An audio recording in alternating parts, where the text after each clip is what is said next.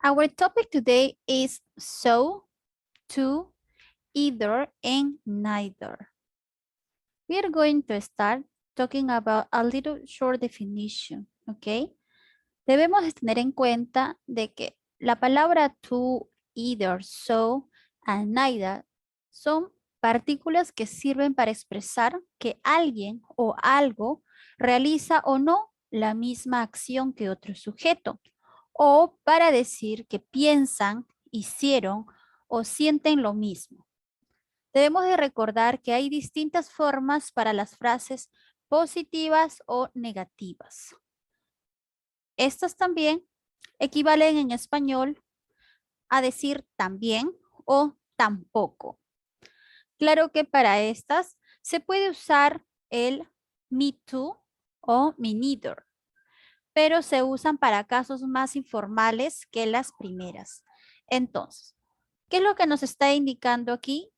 Que nosotros vamos a aprender el día de hoy a sentir que nosotros pensamos, sentimos u opinamos lo mismo que otra persona. Normalmente o de repente, usualmente has utilizado el famoso me too, que significa yo también, o me neither, yo no, o yo menos. Pero recuerda que estas dos frases son para un contexto informal, es decir, cuando te encuentras con amistades, familiares. Pero si te encuentras en tu centro de trabajo o te dirijas a una persona a quien le debes respeto, o ya sea por un tema de jerarquía, entonces lo apropiado serán las frases que vamos a trabajar a continuación. Empezamos entonces analizando la estructura del uso de so, de la partícula so. Nos indica que la estructura gramatical sería la palabra so más el verbo más el sujeto.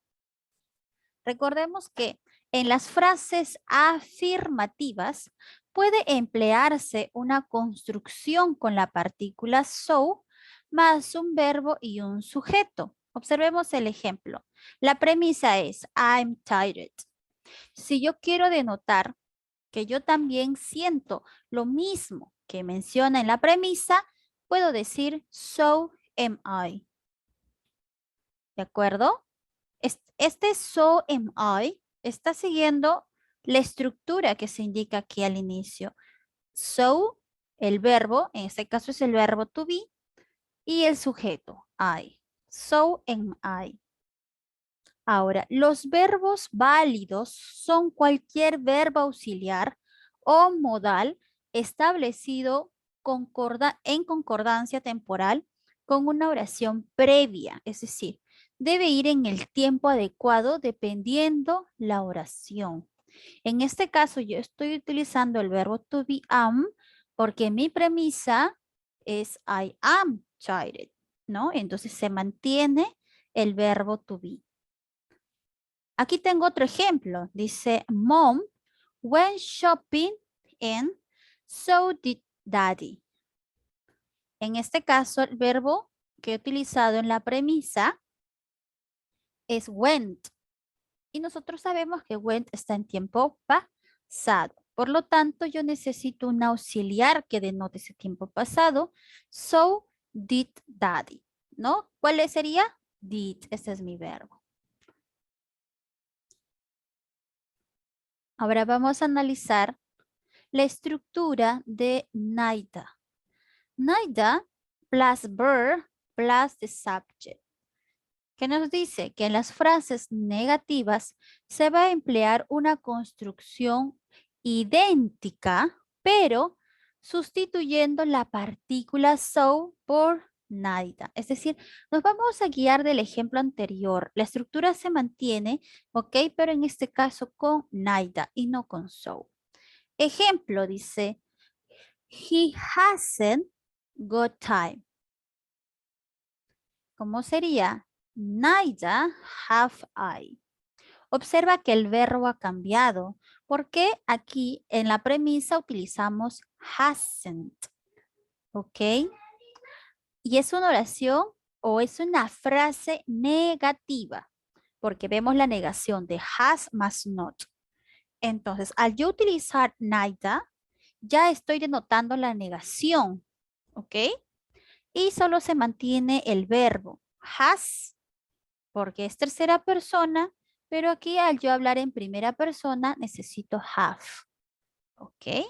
Ahora, los verbos válidos son los mismos que se citaron para so, ¿no? Es decir, los verbos tienen que mantenerse en la misma estructura gramatical que la premisa.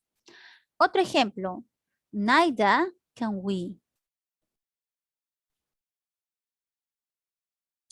Algo que tengo que tener presente es acerca del cambio de orden. Dice, en estas oraciones de asentimiento y de desacuerdo en inglés que utilizan las partículas so o neither, tener en cuenta que se invierte el orden habitual del sujeto seguido del verbo.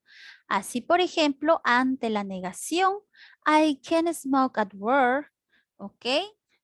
Se responde, neither can I, ¿no? Nosotros estamos acostumbrados a nuestras oraciones de sujeto, verbo, complemento, pero aquí esto cambia, ¿no? Lo mismo sucede con so. En este caso, la respuesta ¿cómo sería? So can I. Ahora, vamos a analizar el uso de to. ¿Cuándo utilizamos to? Dice, ¿cuándo o en qué momento? Aquí nos dice al final de una oración, lo debemos de utilizar al final de una oración para que esto signifique también. Ejemplo, I'm extremely tired too. Yo también estoy muy cansado. ¿Cuándo utilizamos either? ¿En qué momento? Dice, al final de una frase, ¿ok? Para que signifique tampoco. Y solo se usa con un verbo en negativo. Entonces hay que recordar que either solo con una frase negativa, ¿no? I won't go either. Ahí está la negación de won't. Entonces, en este momento vamos a ver ejemplos de frases o frase positiva. Dice aquí, I am a fan of science fiction movie. Si yo quiero asentir, ¿ok? Que yo también soy fan de estas películas de ficción, tengo dos opciones para hacerlo. So, am I o I am too. Tengo otra frase. I like to sit in the front row. Dos maneras de asentir. So do I o I do too. Como puedes observar aquí en el primer ejemplo, estoy utilizando el verbo to be porque en la premisa tengo el verbo to be. Pero en el segundo ejemplo no tenemos verbo to be, pero sí sabemos que está en presente simple. Entonces necesito el auxiliar do, ¿no? Y si estuviera en tercera persona, does, para el presente simple. Vamos con la frase negativa. Para mi frase negativa, aquí tengo un ejemplo. Dice, I'm not usually late for movies. Ahí está el not. ¿Qué puedo decir o qué frase utilizo? Neither. Neither am I. O I'm not either. Otro ejemplo. I don't buy popcorn. Ejemplos de respuesta. Neither do I o I don't either.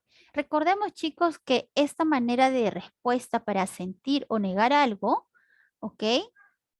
Son propuestas formales, ya que el famoso me too o me neither son informales.